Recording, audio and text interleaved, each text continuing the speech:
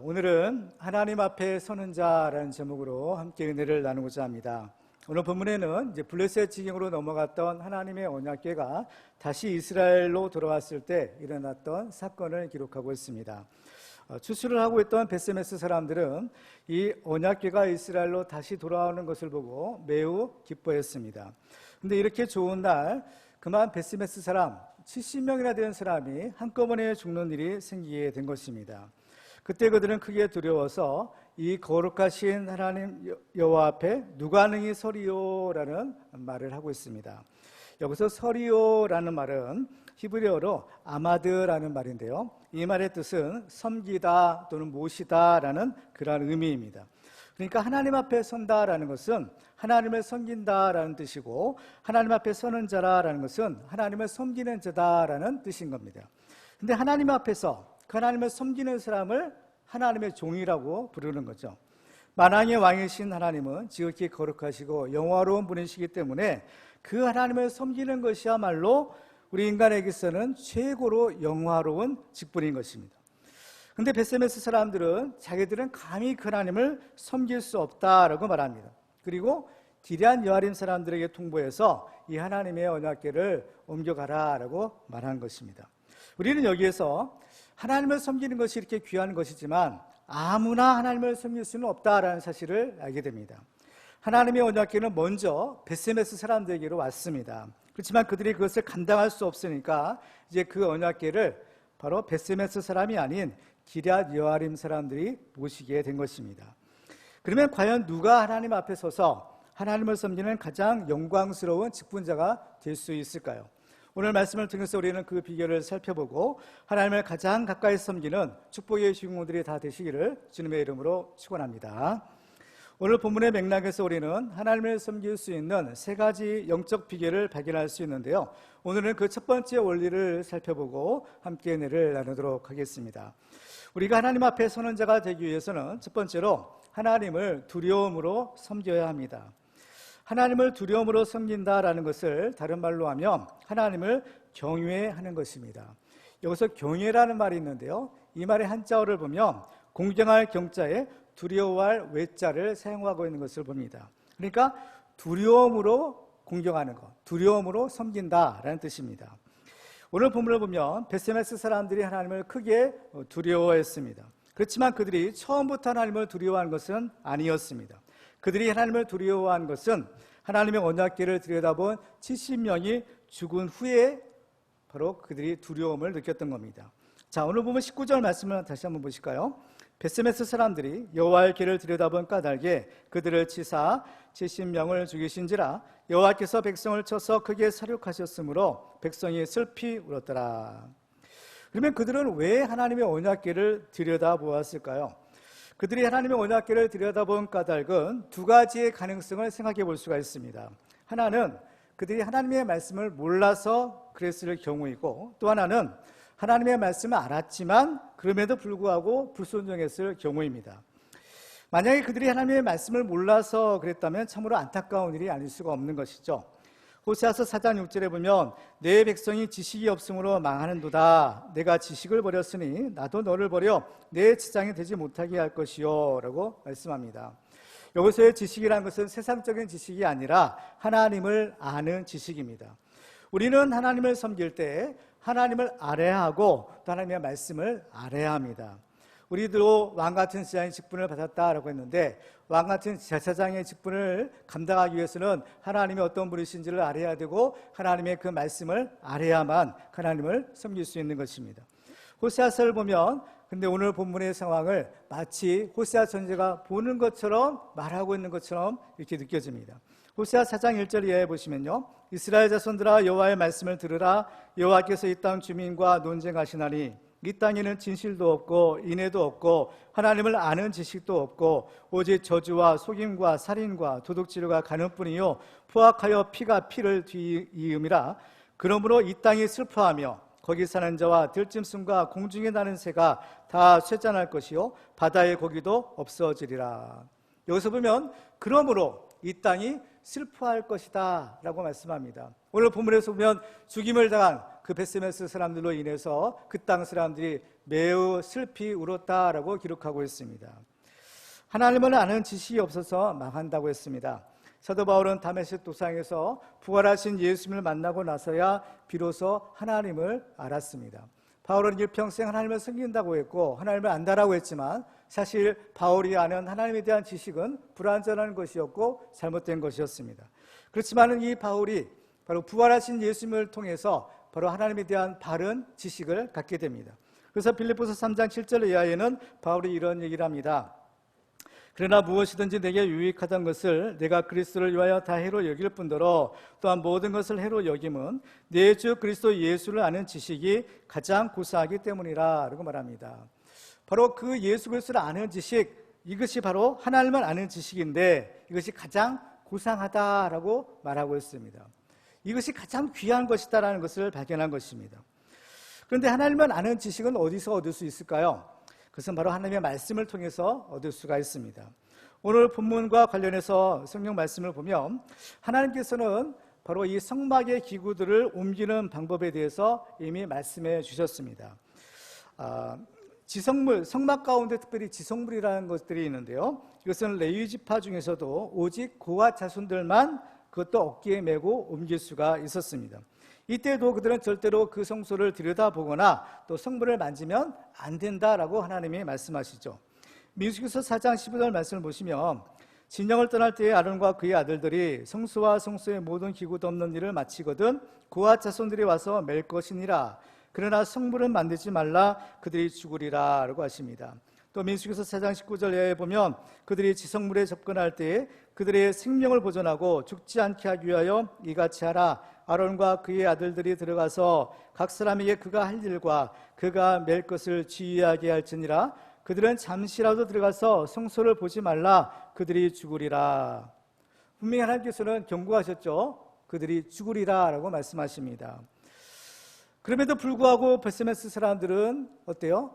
그 하나님의 언약궤를 들여다보는 죄를 저지릅니다. 그 결과가 어땠나요?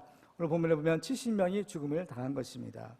호세아 선지자는 호세아 6장 3절에서 그러므로 우리가 여호와를 알자, 힘써 여호와를 알자라고 촉구하고 있습니다. 우리가 하나님을 바로 알아야 바로 믿을 수 있고 또 하나님의 주신 모든 은혜와 복을 받을 수 있고 또 하나님의 경고하신 이러한 재앙들을 당하지 않을 수가 있는 것입니다.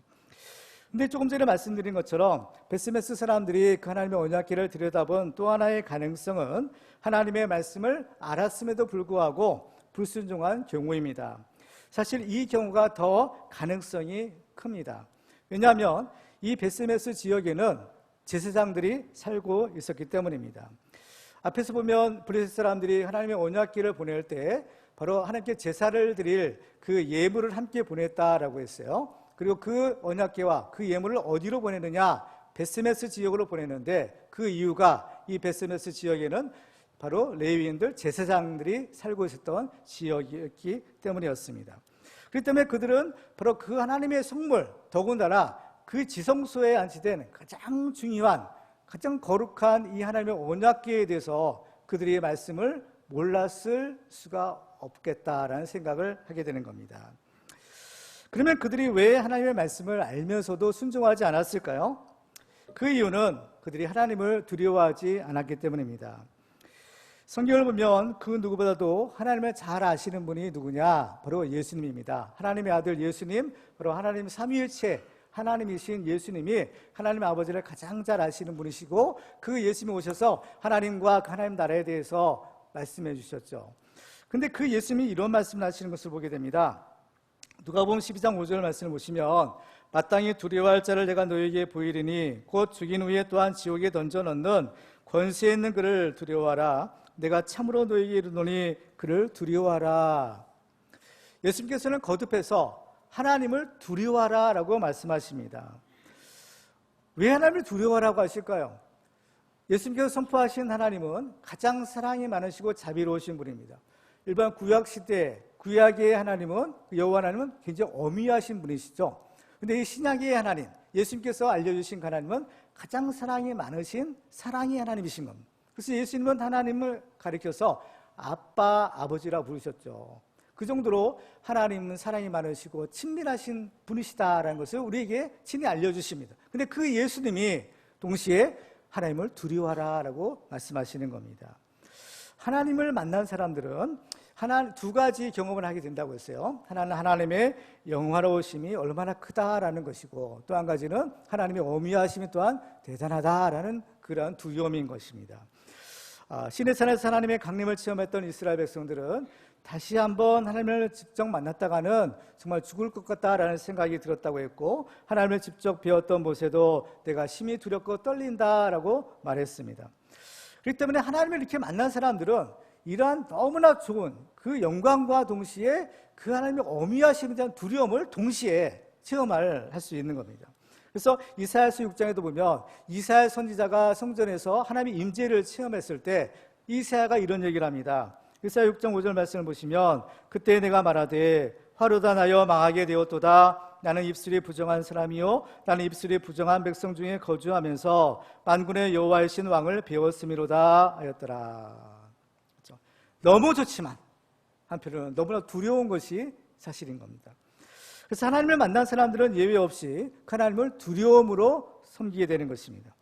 그런데 하나님을 두려움으로 섬긴다, 하나님을 두려워한다, 이것은요 사실 우리가 바른 신앙생활을 하는 데 있어서 매우 큰 유익이 될 수 있다는 것을 알아야 됩니다. 예수님이 왜 두려워라고 하셨겠어요? 우리의 유익을 위한 것이다라는 겁니다. 그 대표적인 사례로 우리는 요셉을 들 수가 있습니다. 요셉이 애굽의 노예로 팔려갔을 때 그 보디발의 집에서 종살이를 하게 됩니다. 그때 보디발의 아내의 유혹을 받게 되었는데 그 유혹을 뿌리칠 때 요셉이 이런 얘기를 하죠. 창세기 39장 9절에 보면 이 집에는 나보다 큰 이가 없으며 주인이 아무것도 내게 금하지 아니하였어도 금한 것은 당신뿐이니 당신은 그의 아내임이라. 그런즉 내가 어찌 이 큰 악을 행하여 하나님께 죄를 지으리까 라고 말합니다.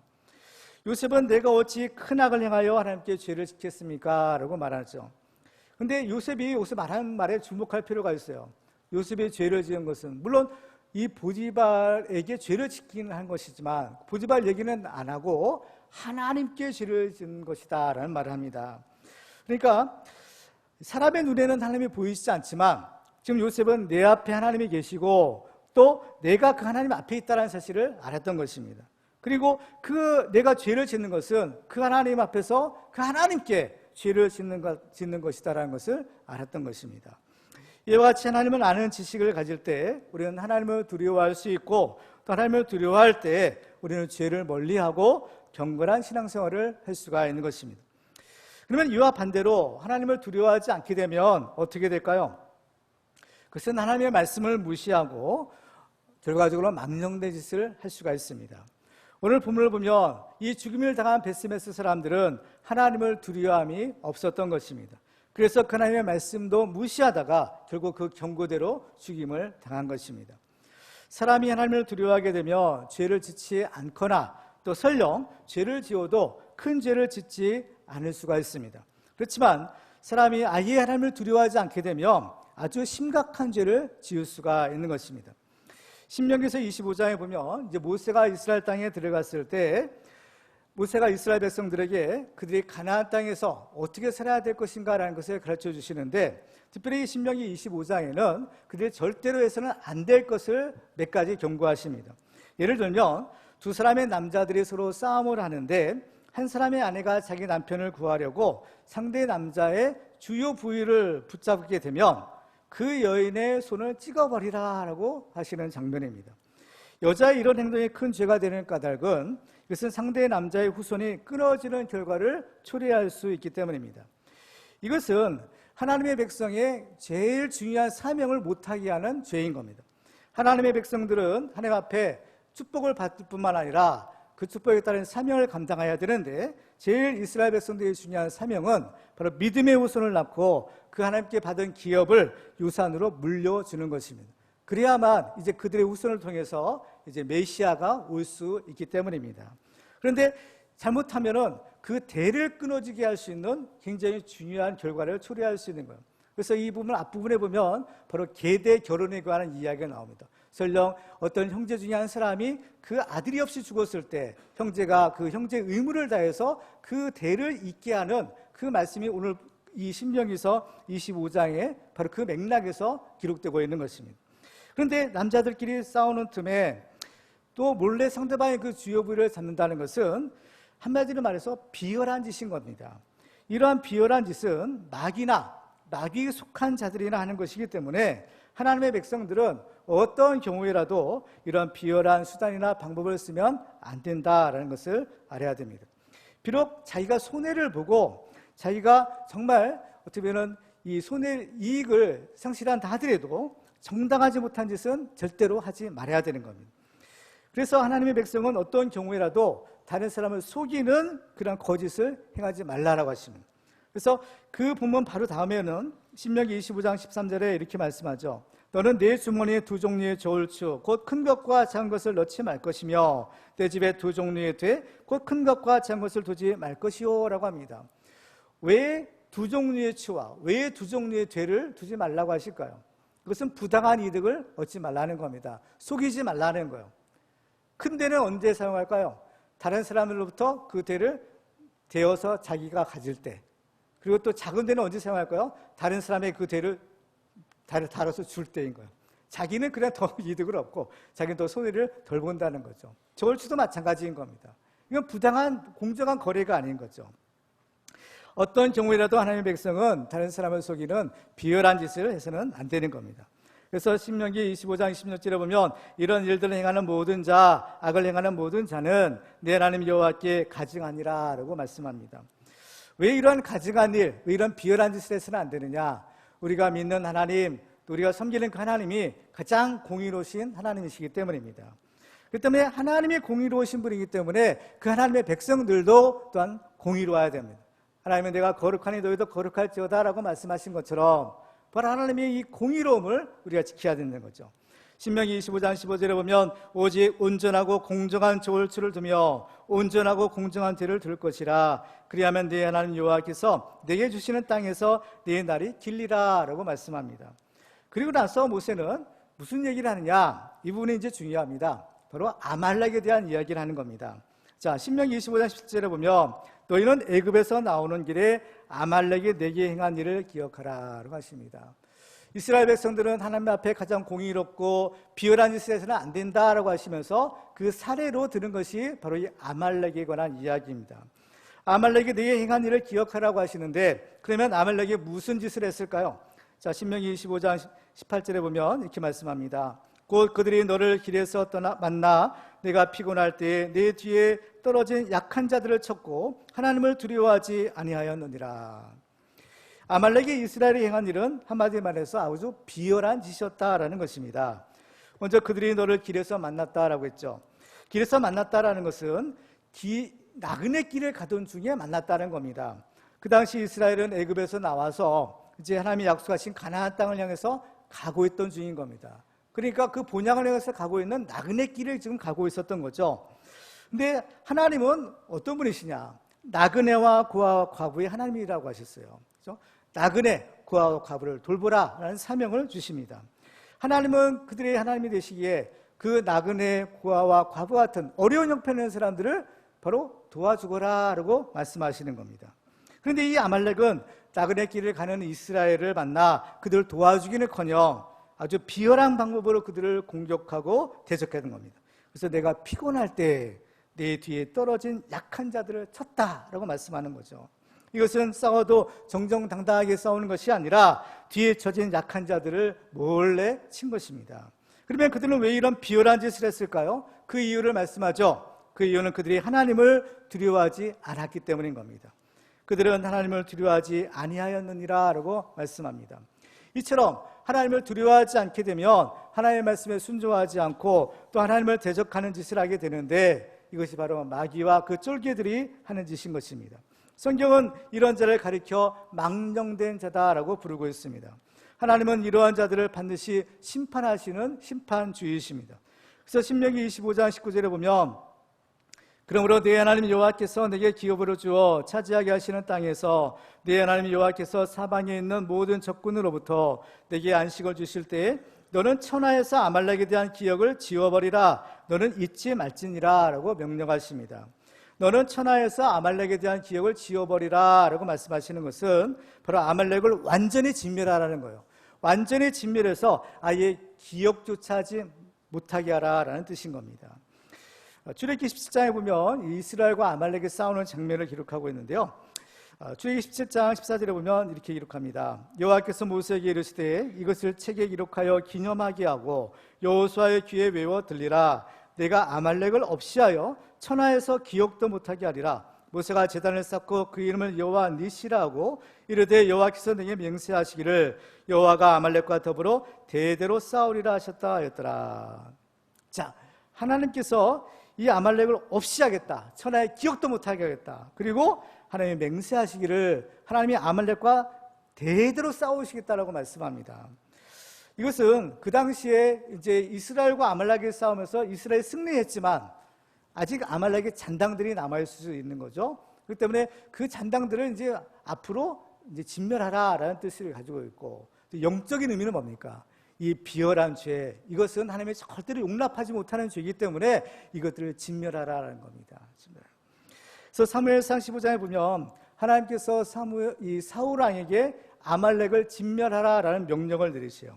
사무엘상 15장 1절에 보시면요, 사무엘이 사울에게 이르되 여호와께서 나를 보내어 왕에게 기름을 부어 그의 백성 이스라엘 위에 왕으로 삼으셨은즉 이제 왕은 여호와의 말씀을 들으소서. 만군의 여호와께서 이같이 말씀하시기를 아말렉이 이스라엘에 행한 일 곧 애굽에서 나올 때에 길에서 대적한 일로 내가 그들을 벌하노니 지금 가서 아말렉을 쳐서 그들의 모든 소유를 남기지 말고 진멸하되 남녀와 소아와 젖먹는 아이와 우양과 낙타와 나귀를 죽이라 하셨나이다.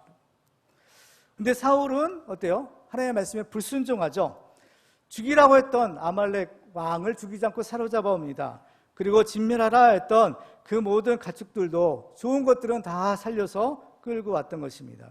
그래서 결국에는 사무엘이 직접 칼을 빼어서 바로 아말렉과 아각을 바로 쳐서 죽이는 일이 있었던 것입니다. 사울은 결국 이 일로 인해서 하나님의 버림을 받게 되었고 하나님께서 그를 왕으로 세우신 것을 후회하시는 사람이 되고 만 것입니다.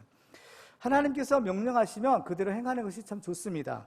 하나님께서 죽이라고 하신 죄악을 죽이지 않고 살려두게 되면 결국에는 그 죄악과 함께 나 자신이 심판을 받고 멸망을 당하게 되는 것입니다. 그렇기 때문에 모든 죄악은 반드시 진멸해야 될 대상이 되는 겁니다. 특별히 하나님께서 가증히 여기시는 바로 이 비열한 죄, 이런 타락성을 속이는 죄, 이런 것들은요 우리의 인생에 있어서 또 우리의 삶에 있어서 완전히 진멸되어야 될 죄다라는 것을 알 필요가 있습니다. 특별히 이 아말렉과 같이 하나님을 두려워하지 않고 이런 비열한 짓을 하는 자들은 결국에는 멸망을 당하게 됩니다. 이 발람이라는 선지자가 있었는데 그가 이 성령에 감동이 되어서 이 아말렉에 대한 예언을 한 적이 있습니다. 민수기서 24장 20절에 보시면요, 또 아말렉을 바라보며 예언하여 이르기를 아말렉은 민족들의 으뜸이나 그의 종말은 멸망에 이르리로다 라고 말합니다. 그 당시에 이 아말렉 족속은 굉장히 뛰어나고 강한 족속이었나 봐요. 그렇지만은 바로 이러한 비열한 짓을 하는 아말렉은 결국에 그 종말이 멸망에 이르게 될 것이다 라고 말씀하는 겁니다. 아무리 뛰어나고 잘 나가도 하나님을 두려워하지 않고 불순종하고 대적하는 이런 비열한 짓을 하는 자들은 결국에는 멸망에 이르게 되는 것입니다. 그러므로 우리가 이 하나님을 두려움으로 섬기는 것은 바로 나의 생명을 지키는 것이고 또 우리 하나님 주신 축복을 지키는 것이고 또 우리가 하나님 앞에 설 수 있게 하는 중요한 비결이 될 수 있는 것입니다. 특별히 오늘 본문과 관련해서 우리는 보는 것에 주의해야 할 필요가 있습니다. 오늘 본문에 보면 죽임을 당한 베스메스 사람들이 하나님의 언약궤를 들여다 보았다라고 했어요. 본 겁니다. 네, 눈이 있었기 때문에 본 거죠. 우리는 눈을 통해서 세상을 볼 수 있습니다. 그렇지만 우리가 볼 수 있다 하더라도 보아서 되는 것이 있고 또 보지 말아야 될 것이 있는 것을 알게 됩니다. 성경을 보면요, 우리에게는 보는 것이 허락되지 않는 영역이 있다는 것을 알 수 있어요. 그 중에 하나는 무엇인가 하면 지극히 거룩하신 하나님의 영광입니다. 하나님의 영광은 일생에 그 무엇과도 비교할 수 없을 정도로 가장 영화로운 것이죠. 그래서 사도 바울은 하나님에 대해서 이렇게 말하는 것을 보게 됩니다. 디모데전서 6장 15절과 16절 보시면요, 기약이 이르면 하나님이 그의 나타나심을 보이시리니 하나님은 복되시고 유일하신 주권자이시며 만왕의 왕이시며 만주의 주시요 오직 그에게만 죽지 아니함이 있고 가까이 가지 못할 빛에 거하시고 어떤 사람도 보지 못하였고 또 볼 수 없는 이시니 그에게 존귀와 영원한 권능을 돌릴지어다. 아멘. 하나님은 영이시기 때문에 사람의 눈으로는 볼 수가 없습니다. 그리고 하나님의 영광이 너무나 크기 때문에 그 하나님의 영광을 보고 살 수 있는 사람도 없는 것입니다. 그래서 지금은 하나님을 볼 수 없다는 거예요. 그렇지만은 이 하나님이 그의 나타나심을 보일 때가 있다는 거예요. 언제요? 기약이 이를 때. 그 이제 우리가 이제 하나님 나라에 가면 우리는 그 하나님을 우리 눈으로 본다, 대면할 것이다라고 말씀했어요. 지금은 거울을 보는 것처럼 희미하게 보고 알 수 있지만 이제는 그때는 얼굴과 얼굴을 보는 것처럼 하나님을 똑바로 볼 수 있는 그날 때가 올 것이다라고 성경은 약속하고 있는 것이죠. 그렇지만 아직은 아니라는 거죠. 아직은 아니다. 그래서 하나님을 본 사람이 없다라는 겁니다. 하나님을 똑바로 본 사람이 없는 거예요. 하나님을 보지만, 그래서 하나님의 똑바로 그 얼굴을 본 사람은 아무것도 없는 겁니다. 하나님을 보지만 하나님의 그 영광을 보는 거예요. 성경을 보면요, 하나님이 모세와 대면하여 말씀하셨다라는 그러한 구절이 있어요. 그렇죠? 하나님과 직접 대면하여 말씀하셨다는 거죠. 근데 그때도 보면 하나님의 영광의 구름 기둥이 성막에 임하게 됩니다. 그래서 하나님이 그 구름 기둥 속에서 모세와 말씀하셨던 거예요. 그 장면을 이렇게 말하는 겁니다. 이 하나님의 영광을 체험한 모세는 하나님의 소원이 있어요. 뭐냐? 하나님을 좀 똑바로 보고 싶다는 거예요. 출애굽기 33장 18절에 보시면 모세가 이르되 원하건대 주의 영광을 내게 보이소서라고 합니다. 모세는 하나님의 영광을 이미 체험한 사람입니다. 근데 왜 이런 얘기를 했겠어요? 직접 보고 싶다는 얘기예요. 그 너무나 좋기 때문에 하나님 좀 직접 뵙고 싶습니다라는 거죠. 그러니까 19절에 보면 여호와께서 이르시되 내가 내 모든 선한 것을 내 앞으로 지나가게 하고 여호와의 이름을 내 앞에 선포하리라. 나는 은혜 베풀 자에게 은혜를 베풀고 긍휼히 여길 자에게 긍휼을 베푸느니라. 그러면서 또 이르시되 내가 내 얼굴을 보지 못하리니 나를 보고 살 자가 없음이니라. 내 얼굴은 못 본다는 거예요. 왜? 나를 보고 살 자가 없기 때문에. 모세가 죽으면 안 되잖아요. 모세는 살아야 됩니다. 그때 하나님께서 얼굴은 못 본다라고 하세요. 그러면서 여호와께서 또 이르시되 보라 내 곁에 한 장소가 있으니 너는 그 반석 위에 서라. 내 영광이 지나갈 때에 내가 너를 반석 틈에 두고 내가 지나도록 내 손으로 너를 덮었다가 손을 거두리니 내가 내 등을 볼 것이요 얼굴은 보지 못하리라고 하십니다. 그렇죠? 이게 하나님의 영광인 겁니다. 근데 우리는 그 하나님의 영광, 하나님의 얼굴을 직접 볼 날이 올 것이에요. 얼마나 감사한 일입니까? 성경에 보면 하나님의 가장 가까이서 미는 천사가 그룹천사라고 했어요. 지난 시간에 그룹천사에 대해서 잠깐 말씀드렸죠. 이 천사는 날개가 6이 있는데 두 날개로는 날아다니고 두 날개로는 자기 발을 가리고 두 날개로는 뭘 가린다고 했어요? 자기 눈을 가린다는 거, 얼굴을 가리는 거예요. 그렇죠? 왜 얼굴을 가릴까요? 그 하나님의 영광을 똑바로 쳐다볼 수가 없기 때문인 겁니다. 천사는 피조물 중에 가장 거룩한 존재이지만 그 거룩한 존재, 천사라 할지라도 하나님을 볼 수가 없는 거예요. 천사 중에 가장 거룩한 천사, 하나님을 가장 가까이서 미는 천사 중에 천사인 그룹이라는 천사도 감히 그 하나님 앞에 어때요? 똑바로 설 수는 없는 겁니다. 똑바로 바라볼 수가 없는 것이죠. 하물며 우리 죄인이 하나님의 영광을 직접 본다면 죽을 수밖에 없는 것입니다. 오늘 본문에서 베스메스 사람들이 하나님의 언약궤를 들여다보았다가 어떻게 됐다고 했어요? 죽었다는 겁니다. 왜요? 하나님이 경고하신 대로 살 수 없다라는 거죠. 오늘 말씀을 통해서 우리는 매우 중요한 신앙생활의 원리를 발견할 수가 있습니다. 성경을 보면 하나님께서 우리를 사랑하셔서 우리를 인격적인 존재로 지으시고 우리에게 자유라는 것을 주셨어요. 그래서 우리는 로봇과 같은 존재가 아니라 스스로 생각하고 판단하고 행동할 수 있게 된 것입니다. 그렇지만 우리에게 주어진 자유는 무한정의 자유가 아니라 진리 안에서의 자유인 겁니다. 예수님께서는 진리를 알지니 진리가 너희를 자유롭게 하리라 라고 말씀하십니다. 그러니까 우리가 누리는 자유는 진리 안에서의 자유, 곧 진리 되시는 하나님의 말씀 안에서의 자유인 것입니다. 이것은 우리가 하나님의 말씀에 순종할 때 누리는 자유인 거예요. 만일 사람이 하나님의 말씀에 불순종하고 하나님의 말씀의 경계선 밖으로 뛰쳐나가게 되면 그 사람은 자유를 잃어버리고 생명을 잃게 되는 것입니다. 예를 들면 물고기에 주어진 자유는 물속에서의 살 수 있는 자유입니다. 만일 물고기가 물속에서만 사는 것이 지겹다고 해서 이제 나는 물 밖에 살 수 있는 자유를 누리고 싶다, 물 밖으로 뛰쳐나간다면 그때는 자유를 잃고 생명도 잃게 되는 것입니다. 그래서 모든 피조물들은 그 창조주 하나님의 말씀을 지킬 때 하나님이 주시는 생명과 모든 은혜를 공급받고 행복하게 살 수 있는 것입니다. 그렇기 때문에 하나님의 말씀은 우리를 구속하거나 우리의 자유를 억압하기 위한 것이 아니라 우리를 살리기 위한 것이고 우리에게 복을 주시기 위한 은혜의 말씀인 것입니다. 그런데 하나님을 두려워하지 않게 되면 그 하나님의 말씀을 무시하고 제멋대로 행동하다가 결국에는 하나님이 주시는 생명과 모든 축복을 잃어버리고 결국 저주와 사망에 이르게 되는 것입니다. 그렇기 때문에 우리는 하나님의 말씀을 알고 하나님의 뜻을 분별하는 것은 매우 중요한 일이고 그 하나님의 뜻에 순종하는 것은 매우 더더욱 중요한 것입니다. 그러므로 우리는 이 모든 일에 절제가 필요한 것입니다. 우리가 할 수 있다고 해서 무절제하게 방종하며 사는 것이 아니라 하나님의 말씀의 기준을 가지고 절대로 그 말씀의 선을 넘어가면 안 되는 겁니다. 그래서 성령의 9가지 열매 중에서 맨 마지막이 절제의 은사인 겁니다. 아무리 좋은 것이라 할지라도 절제하지 않으면 그것이 자기에게 유익이 될 수가 없는 것입니다. 특별히 우리가 경건한 신앙생활을 하기 위해서는 우리의 눈이 보는 것을 조심하고 또 절제할 필요가 있습니다. 요한일서 2장 15절과 16절 말씀을 보시면요, 이 세상이나 세상에 있는 것들을 사랑하지 말라.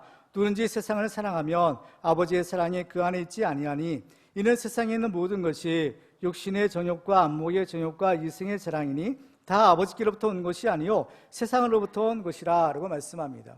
자, 우리 육신의 눈을 가지고 우리가 볼 수 있는 것은 이 세상에 있는 것들인 겁니다.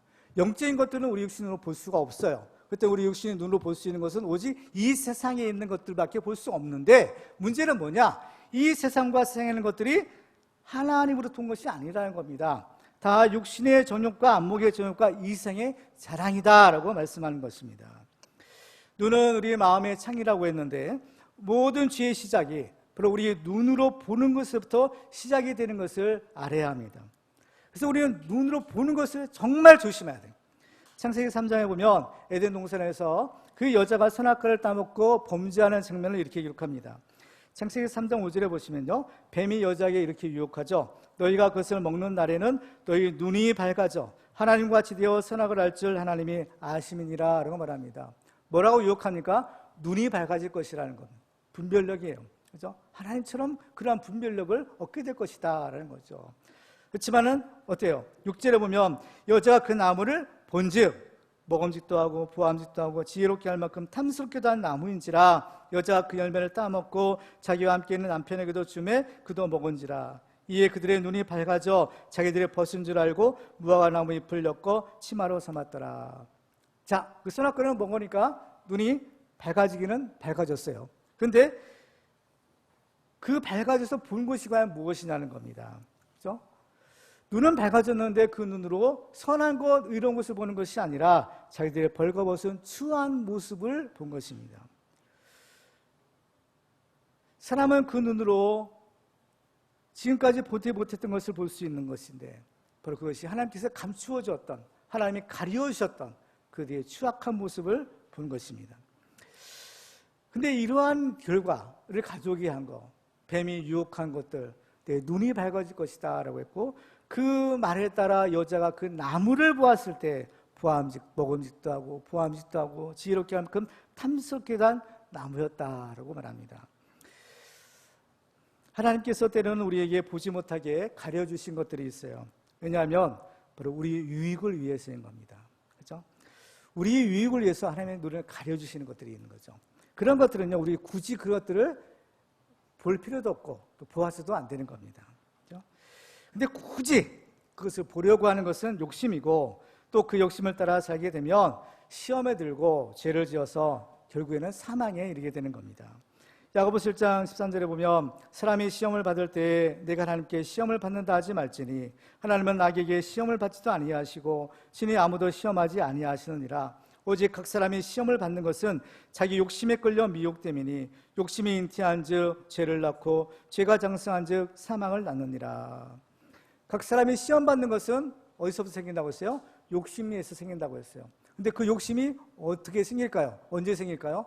보는 데서 생기는 겁니다. 우리는 지금 우리가 무엇을 보고 있는지에 주목할 필요가 있습니다.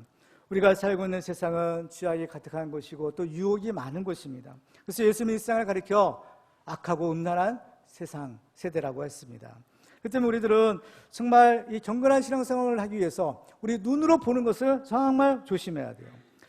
구약성경에 보면 하나님 앞에 경건한 사람의 대표자가 있죠. 그 사람이 누굽니까? 욥이라는 사람이에요. 그렇죠? 욥이라는 사람. 하나님 앞에 인정받는 경건한 신앙생활을 했던 사람. 근데 그 욥이 이런 얘기를 하는 것을 보게 돼요. 욥기서 31장 1절 보시면 내가 내 눈과 약속하였나니 어찌 처녀에게 주목하랴라고 말합니다. 여기서의 처녀라는 것은 젊은 여자를 가리키는 말이에요. 욥은 죄를 짓지 아니라고 자기 눈과 약속했다는 겁니다. 무슨 약속을 해요? 젊은 여자, 처녀를 주목하지 않겠다라는 거예요. 그렇죠? 주목한다라는 것은 뭐예요? 그냥 보이는 것이 아니라 관심을 갖고 자세하게 보는 것을 말하는 겁니다. 그렇죠? 죄는 손으로 짓는 것이에요. 그렇지만 손으로 짓는 죄 이전에 먼저 죄는 마음으로 짓는 겁니다. 그렇죠? 근데 그 마음으로 짓는 죄의 통로가 뭐냐? 바로 눈이라는 거예요. 보는 데 있다라는 겁니다. 그래서 예수님은 보는 것에 대해서 이렇게 말씀하죠. 마태복음 5장 27절에 보시면 또 간음하지 말라 하였다는 것을 너희가 들었으나 나는 너희에게 이르노니 음욕을 품고 여자를 보는 자마다 마음에 이미 간음하였느니라. 그래서 욥이 왜 처녀를 보지 않겠다라고 결단한 거예요. 바로 마음에 저지른 그 죄마저 저지르지 않겠다라는 그런 결단인 겁니다. 예수님이 계속해서 말씀하죠. 만일 내 오른 눈이 너를 실족하게 하거든 빼어내버리라. 내 백체 중 하나가 없어지고 온몸이 지옥에 던져지지 않는 것이 유익하며 또한 만일 내 오른손이 너를 실족하게 하거든 찍어내버리라. 내 백체 중 하나가 없어지고 온몸이 지옥에 던져지지 않는 것이 유익하니라 라고 말씀합니다. 사람이 온천을 얻고도 제 목숨을 잃으면 무엇이 유익하겠느냐라고 하셨죠. 그 때문에 정말 우리는 조심할 것이 있어요. 그렇죠? 눈으로 보는 것뿐만 아니라 우리의 귀로 듣는 것이나 우리 입으로 말하는 것도 마찬가지입니다. 그래서 시편 기자는 시편 141편 3절에서 이렇게 말하고 있어요. 여호와여 내 입에 파수꾼을 세우시고 내 입술의 문을 지키소서. 열린 입이라고 해서 아무 말이나 하고 망령된 말이나 하고 이런 다른 사람을 비방하고 거짓말해서는 안 되는 겁니다. 그래서 내 입술에 파수꾼을 세우셔서 내 입술의 문을 지켜주소서라고 기도하는 것이죠. 우리는 우리 입술에만, 우리 입에만 파수꾼을 세우는 것이 아니라 우리의 눈에도 파수꾼을 세우고 우리의 귀에도 파수꾼을 세워야 됩니다. 그래서 정말 우리가 듣는 것도 조심해야 돼요. 우리는 하나님의 말씀만 듣고, 그죠? 세상에 음란한 말, 더러운 말, 이런 말들은 듣지 않도록 차단해야 되는 겁니다. 무슨 말을 하거든 하나님의 말씀만 하는 것 같이 오고, 그래서 우리는 뭐든 보는 것이나 듣는 것이나 말하는 것이나 모든 일에 이 파수꾼을 세우고 절제하며 조심할 필요가 있는 것이죠. 이제 말씀을 맺겠습니다. 우리가 무엇을 보고 무엇을 듣고 무엇을 말하느냐에 따라서 우리의 삶이 결정됩니다. 그렇기 때문에 우리들은 보고 듣고 말하는 것에 있어서의 분별력과 절제가 필요합니다. 이 모든 기준은 진리 되시는 하나님의 절대적인 말씀입니다. 그래서 우리가 하나님을 두려워할 때 우리는 그 하나님의 말씀을 지킬 수가 있고 그 하나님을 섬길 수 있는 축복의 주인공이 될 수 있는 것입니다. 그래서 사도 바울도 빌립보서 2장에서 이렇게 권면합니다. 그러므로 나의 사랑하는 자들아 너희가 나 있을 때뿐 아니라 더욱 지금 나 없을 때에도 항상 복종하여 두렵고 떨림으로 너희 구원을 이루라. 우리는 마땅히 두려워할 그 하나님을 경외함으로 섬기고 그 말씀에 순종함으로써 하나님을 가장 가까이 섬기는 축복의 주인공들이 다 되시기를 주님의 이름으로 축원합니다. 기도하겠습니다.